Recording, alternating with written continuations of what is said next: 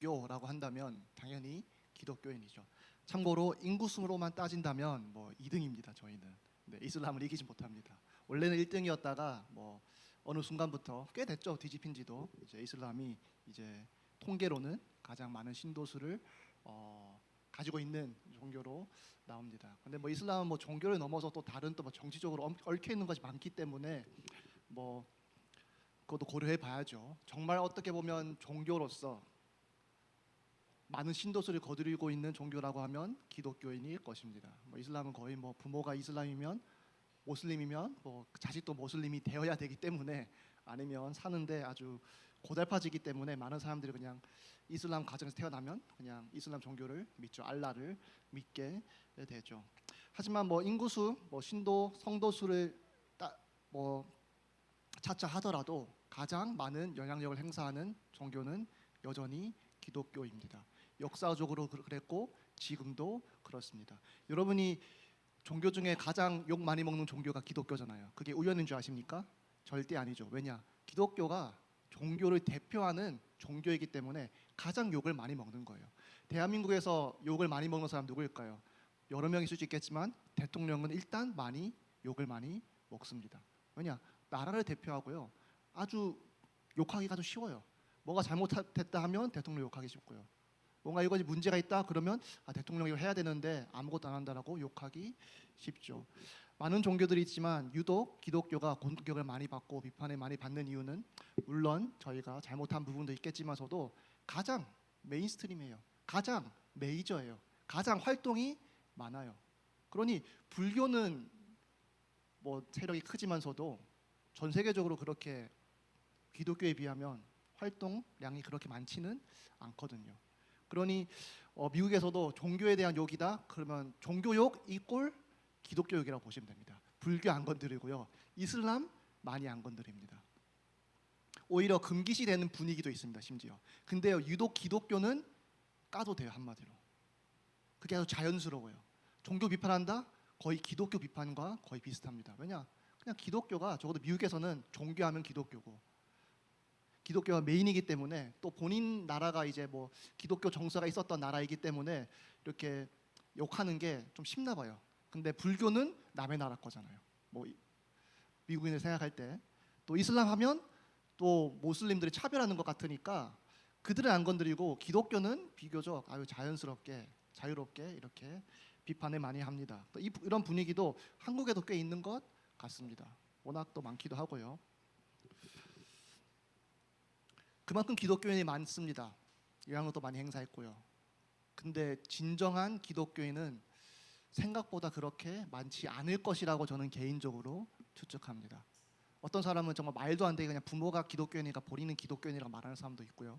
그거는 정말 기독교인 아니죠. 교회 다니지도 않으면서 기독교인이라고 말하는 사람 당연히 빼야겠죠. 그리고 교회 다닌다고 기독교인입니까? 그것도 절대 아닙니다. 기독교인은요, 예수 그리스도를 진정으로 믿는 사람만이 그리스도인인 거예요. 기독교인인 거예요. 크리스찬인 겁니다. 다른 것이 아니라 정말 믿음 하나가 기독교인인지 비기독교인인지 이것을 결정합니다. 배경도 아니고요. 가정 배경, 본인이 교회 출석하느냐 안 하느냐 그것마저도 아닙니다. 본인이 예수 그리스도를 진정으로 믿느냐 안 믿느냐에 따라서 기독교인이냐 기독교인이 아니냐가 갈립니다. 여기서 이제 예레미야 26장이 나옵니다. 예레미야 26장에 보면 이제 예레미야가 말씀을 전합니다. 성전에 예배드리러 온 자들에게 하나님의 심판의 말씀을 전합니다. 너희들이 회개하지 않으면 너희들 망할 거야라고 유다 백성들에게 예레미야는 말하죠. 1절 이렇게 나오죠. 유다의 왕 요시야의 아들 요아김이 다스리기 시작한 때에 여호와께로부터 이 말씀이 임하여 이르시되 여호와께서 이와 같이 말씀하시느니라. 너는 여호와의 성전 뜰에 서서 유다 모든 성읍에서 여호와의 성전에 와서 예배하는 자에게 내가 내게 명령하여 이르게 한 모든 말을 전하되 한마디도 감하지 말라. 아니, 성전에 예배하러 온 자들, 그러면 하나님 말씀도 들었겠죠. 근데 하나님이 예레미야를 통해서 그 예배 시간을 통해서 말씀하시는 것이 아니라요, 예배하러 온 자들에게 가서 전하라고 합니다. 예레미야는 초대받지 못한 자였습니다. 참고로요. 그냥 가서 나 하나님 말씀 들었는데 하나님 이렇게 말씀하셨다라고 그냥 전한 거예요. 근데 그 말씀이 그렇게 좋은 말씀은 아니었죠. 유다 백성들이 듣기에는요. 그 말씀이 이랬습니다. 그들이 듣고 혹시 각각 그 악한 길에서 돌아오리라. 그리하면 내가 그들의 악행으로 말미암아 그들에게 재앙을 내리려 하던 뜻을 돌이키리라. 하나님이 이제 가서 말하면 돌아오면 내가 받아주겠다라 하는 거죠. 너는 그들에게 이와 같이 이르라. 여호와의 말씀에 너희가 나를 순종하지 아니하며 내가 너희 앞에 둔 내 율법을 행하지 아니하며 내가 너희에게 나의 종 선지자들을 꾸준히 보내 그들의 말을 순종하라고 하였으나 너희는 순종하지 아니하였느니라. 내가 이 성전을 실로같이 되게 하고 이 성을 세계 모든 민족의 저주거리가 되게 하리라 하셨느니라. 정말 무거운 하나님의 말씀이죠. 그냥 너희들 좀 어려움 당할 거야가 아니라요. 그냥 민족적으로 그냥 망한다는 거였습니다. 그냥 좀 가난해질 거야 이 정도가 아니었어요. 너희들 나라를 잃을 거야. 나라가 그냥 망할 거야라고 하나님이 선포하십니다. 무엇과 같이 된다고 하셨습니까? 실로와 같이 된다라고 하셨죠. 실로는 한마디로 초기 이스라엘의 어떤 신앙의 아주 중요한 중심지였습니다. 여기 성막도 있었고요, 언약궤도 있었고요. 근데 하나님이 노하셔서 그 실로를 무너뜨리셨죠. 근데 이와 같이 너희도 똑같이 그렇게 될 것이다. 역사는 반복된다 하잖아요. 정말 역사가 반복되고 있는 상황이죠. 참 웃긴 게요. 예배하는 자들에게 하나님이 가라고 하십니다. 그리고 예배하는 자들에게 왜 순종하지 않느냐라고 말씀하십니다. 심지어 한 번만 말한 게 아니라 계속 선지자를 보냈는데 왜 계속 순종하지 않느냐라고 말합니다. 이 사람들은 예레미야가 전할 그날 특별히 예배 드렸을까요? 예배 안 드렸다가요? 아니요. 그냥 항상 예배를 드리던 자들이었습니다.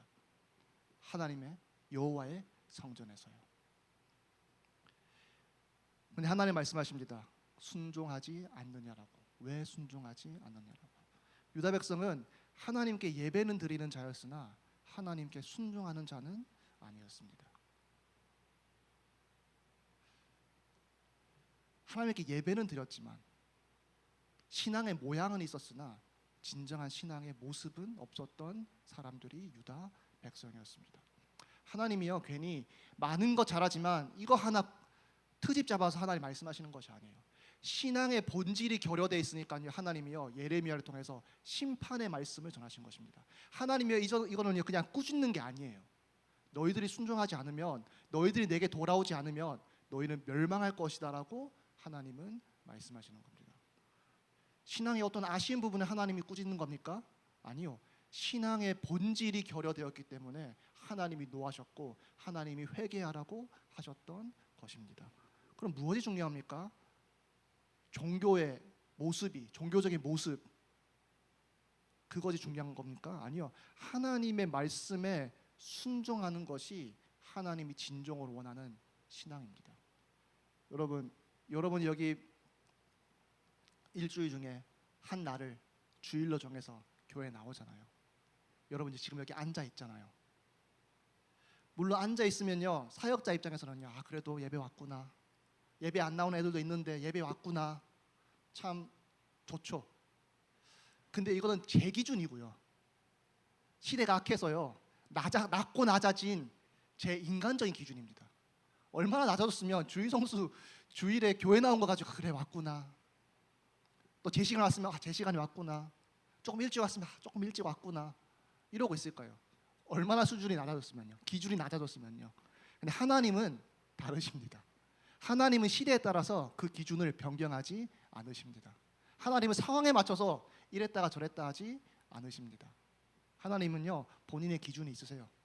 예나 지금이나 2000년 전이나 지금이나 아니면 구약 시대나 지금이나 하나님이 플랜에 따라서 바꾸신 건 있습니다. 근데 그것 하나님이 그냥 상황에 따라서 그냥 바꾸신 것이 아니라 원래 하나님의 계획이었던 거죠. 하지만 하나님의 기준은 변하지 않습니다. 구약 시대에서 하나님 하신 말씀이요 신약 시대도 여전히 똑같은 하나님의 말씀입니다.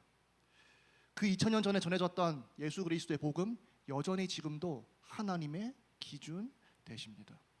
그럼 뭡니까? 주일 성수가요 신앙이 우리가 생각하는 것만큼 그렇게 본질적이지 않다라는 거예요.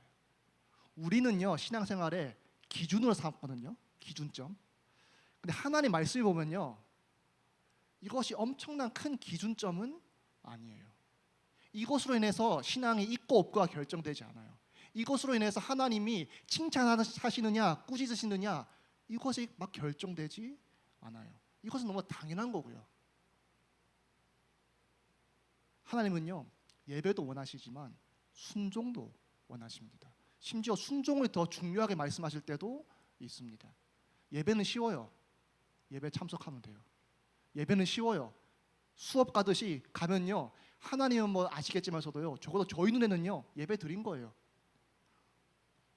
예배 순서 따라 뭐 하면 되고요. 찬양 시간 찬양 부르면 되고요. 말씀 듣는 시간 말씀 들으면 됩니다. 심지어 안 들어도요, 누가 뭐랍니까? 앉아 있으면 돼요. 그냥 헌금 시간 할 때 그냥 헌금 좀 내고요. 광고 듣고 뭐 기도하고 마치고 끝납니다. 그게 보통 예배 드렸다라고 저는 생각하잖아요. 예배 드리는 거 오히려 쉽습니다. 본인의 시간에 할애해서 하는 건 오히려 쉽습니다. 근데 삶 속에서 하나님 말씀에 순종하는 것은 정말 어렵습니다. 그러니 많은 사람들이요, 순종 말고요 그냥 주일 성수하겠습니다 이럴 것 같아요. 왜냐? 그게 훨씬 더 편리하니까. 그게 더 훨씬 편리하니까. 티도 나고 다른 사람들도 보고 또 본인이 봤을 때도 내가 어떠한 신앙의 행위를 했다라고 말하기도 너무나 좋고요. 하나님 뭐라 말씀하십니까? 예배 드리던 자에게, 예배 드리러 모인 자들에게 하나님 말씀하십니다. 왜 순종하지 않느냐? 순종하지 않으면 너희는 멸망할 것이다. 실로와 같이 버림받고 폐허가 될 것이다 라고 하나님이 말씀하시는 것이죠. 그러면서 이 말을 들은 백성은 처음에는 좋지 않았습니다. 예레미야가 여호와의 성전에서 이 말을 하매 제사장들과 선지자들과 모든 백성이 듣더라. 그러면서 한 말이, 제사장들과 선지자들과 모든 백성이 그를 붙잡고 이르되 너가 반드시 죽어야 하리라 라고 이제 8절에 말하고 있죠. 제사장, 선지자, 모든 백성이 이것을 듣고 죽어야 돼 라고 말합니다. 예레미야가 너 순종하지 않으면 죽어라고 했는데 너가 그 말을 전한 너가 죽어야 된다라고 말합니다.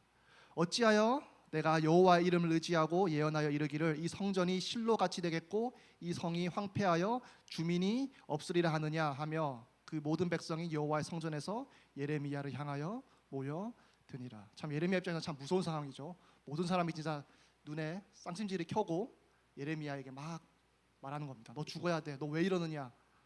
왜 하나님의 성전을 욕되게 하느냐? 이런 말을 들었겠죠.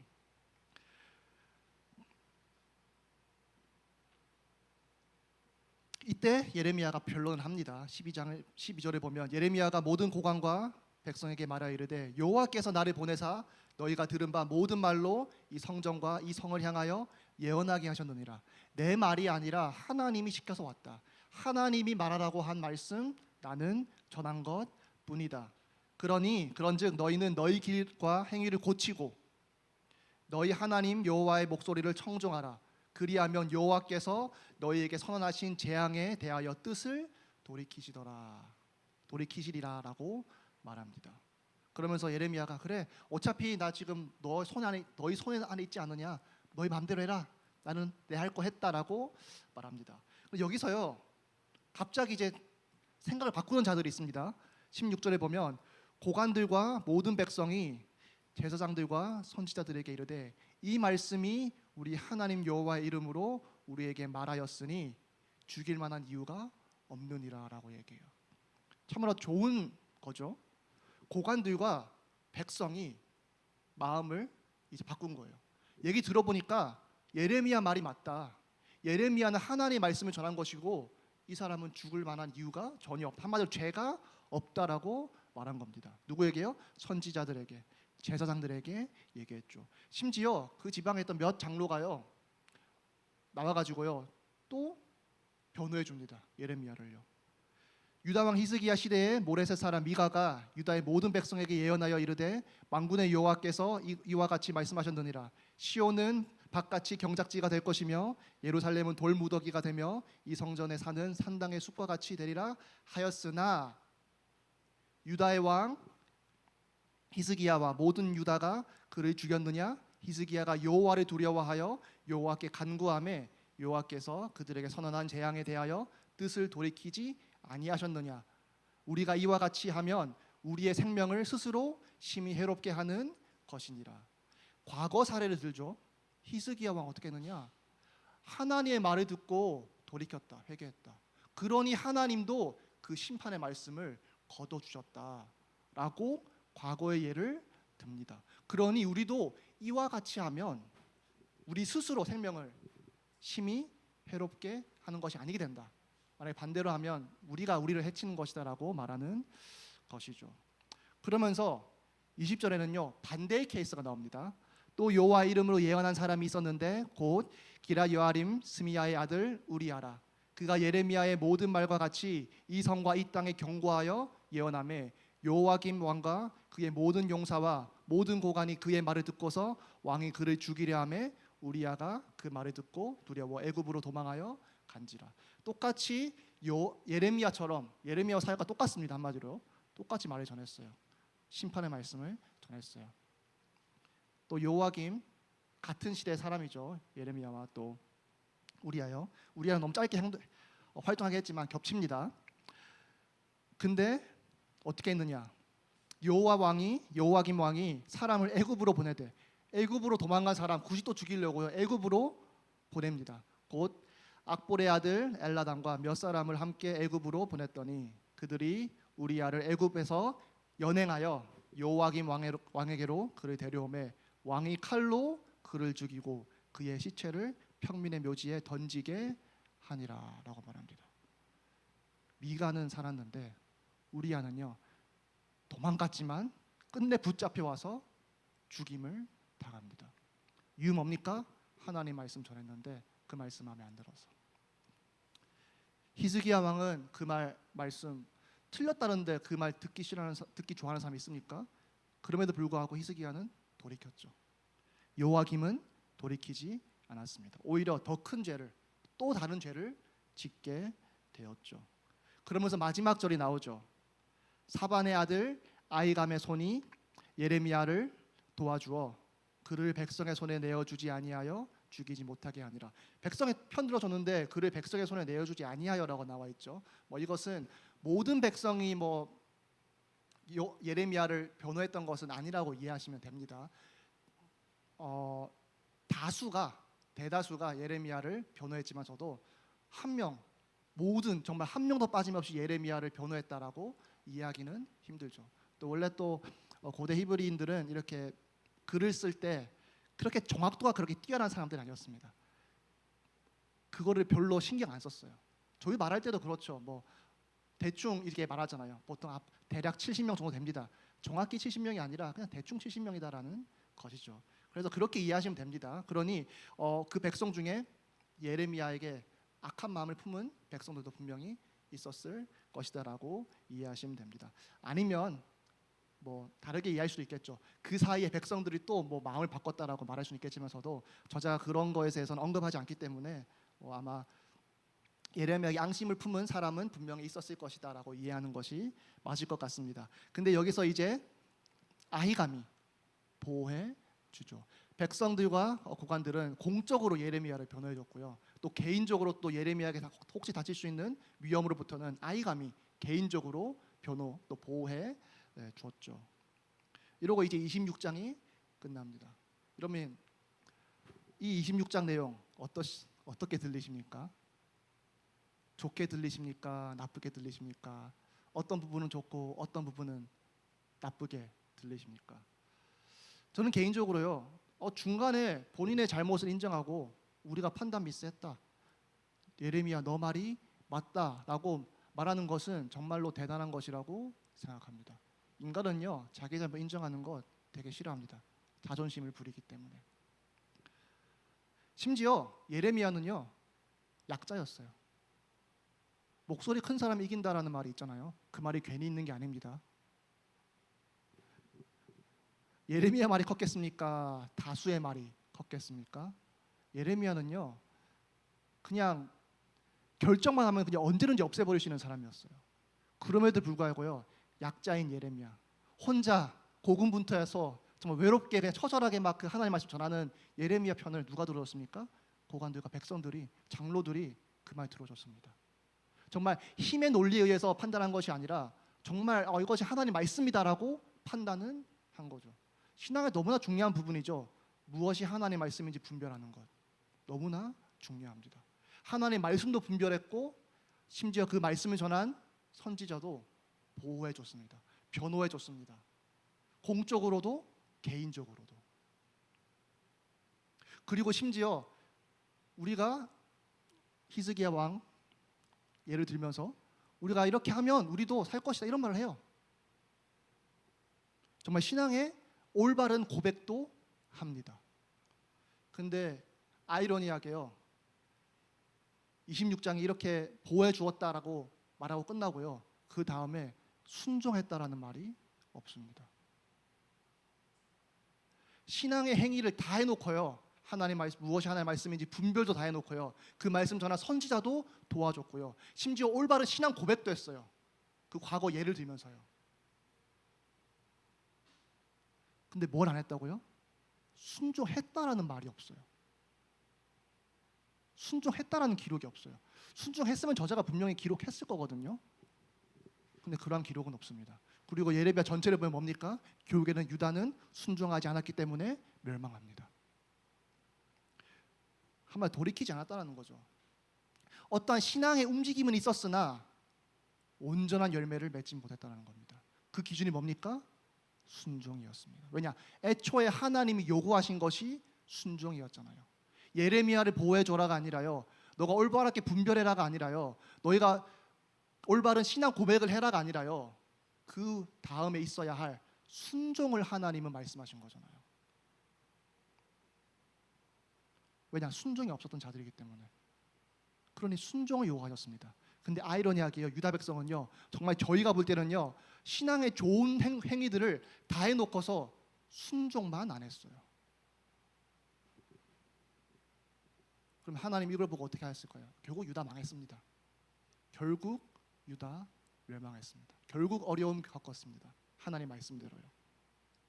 예배하는 자였으나 순종하지 않는 유다 백성. 분별은 했으나 순종하지 않았던 유다 백성. 그 선지자 예레미야를 좋은 마음으로 보호해 줬으나 순종은 끝내 하지 않았던 유다 백성. 심지어 신앙적으로 판단도 제대로 했고 고백마저도 제대로 한 유다 백성이지만 그 고백대로 순종은 안 한 유다 백성. 오늘 말씀 제목 뭡니까? 순종이 없는 유사신앙입니다.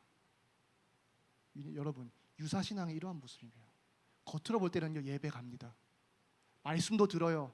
분별도 하고요. 심지어 신앙적인 어떠한 분별력도 있어요. 또 보면 신앙 고백도요, 문제가 없어요. 근데 순종이 없는 믿음은 진정한 믿음이 아닙니다. 그러니 순종은요, 믿음의 그냥 마침표라고 생각하시면 됩니다. 믿음이라고 써놓고 마침표가 있어야 되잖아요. 이 마침표가 순종입니다. 왜냐?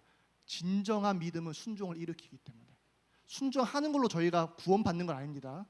하지만 순종도 없는 믿음으로 천국 갈 수 있지는 않습니다. 왜냐? 그건 애초에 믿음이 아니기 때문에. 그런 싸구려 믿음으로 저희는 천국에 가는 것이 아닙니다. 뭐 행위곤 아니죠, 당연히. 믿음만으로 구원받는 거 맞습니다. 근데 하나님은요, 믿음 하나만 요구하시니까요, 제대로 요구하십니다. 제대로 요구하세요. 그 믿음을. 많은 것 요구하시는 게 아니라 딱 하나 요구하시잖아요. 제대로 그 믿음 보십니다. 진정한 믿음은 순종하는 믿음이라고 또 뭐 성경 전체를 보면 그 말씀 많이 나오죠. 중요한 거는 뭐 교훈 여러분의 신앙이죠. 여러분의 믿음은 어떠한 믿음입니까? 신앙의 모양은 있지만 본질은 없는 믿음입니까? 아니면 부족한 모습도 많이 있지만 그래도 하나님의 말씀에 순종이 있는 진정한 믿음입니까? 뭐 저는 모릅니다. 누가 믿음 있고 믿음 없고, 누가 믿음이 좋고 뭐 믿음이 뭐 시원찮고, 저는 정확히 모릅니다. 왜냐? 전 하나님이 아니기 때문에. 하나님은 아십니다. 저희 모두 하나님 앞에 서게 될 날이 올 것입니다. 삶도 하나님이 주셨고 죽음도 하나님이 주십니다. 한 번 나고 한 번 또 흙으로 돌아가는 것은 하나님이 정하신 것입니다. 근데 중요한 거는요, 우리가 한 번 죽지만요, 교육에는요 우리 죽지 않아요. 영원한 존재예요. 우리는 육신은 죽을 수 있지만 우리는 영원히 사는 존재입니다. 그러니 천국과 지옥이 있는 거예요. 진정한 죽음은 따로 있다라는 거죠. 그 하나님 앞에 서게 됐을 때 하나님은 딱 한 가지 보십니다. 저희가 어떻게 삶을 살았는지 본질적으로 그거 보지 않으십니다. 여러분이 얼마나 성공했는지 그거는 더더욱 보시지 않으십니다. 여러분이 심지어 교회를 어떻게 섬겼는지 뭐 어느 정도 뭐 고려는 하실 수 있겠지만서도요, 본질적으로 그거 보지 않으십니다. 믿음 하나 보십니다. 근데 여러분의 믿음이 믿음 비슷한 무언가면 어떻게 되겠습니까? 아주 큰일 나는 거죠. 그러니 여러분, 다른 거 불확실해도요, 믿음만은 확실해야 합니다. 여러분 믿음만은 확실해야 합니다. 왜냐? 하나님은 이것 하나만 보시기 때문에. 그래서 저희 제자교회 학생부는 뭐 이러한 저러한 모습, 이러한 부족한 모습 다 있을지라도 믿음 하나만큼은 정말 하나님을 진정으로 믿는 그러한 진정한 믿음이었으면 좋겠습니다. 기도하시겠습니다. 하나님 감사합니다. 하나님이 주신 믿음 아니면 저희는 완전히 구원받을 수 없는 저희였는데 예수 그리스도께서 이 땅에 오셔서 저희 대신 죽으시고 부활하시고 또 이것을 믿을 수 있는 믿음마저 선물로 주셔서 저희가 하나님의 구원을 받은 줄 믿습니다. 하나님은 믿음 하나만 보신다라고 성경을 통해 저희에게 명확히 말씀하셨으니 이 믿음을 더욱더 확인하고 가꾸어 나가는 저희 될 수 있도록 하나님께서 성령님을 통하여서 저희 마음에 말씀이 있게 하여 주시옵소서. 저희는 신앙의 모습만 있는 사람이 아니라 진정한 신앙이 있는 자가 되기를 소망합니다. 이 신앙이 더욱더 하나님의 말씀을 들음으로 또 예수 그리스도 닮아감으로 하나님의 말씀에 진정으로 순종함으로 또 이 믿음이 더욱더 확인되게 하여 주시옵소서. 주 예수 그리스도의 이름으로 기도드렸습니다.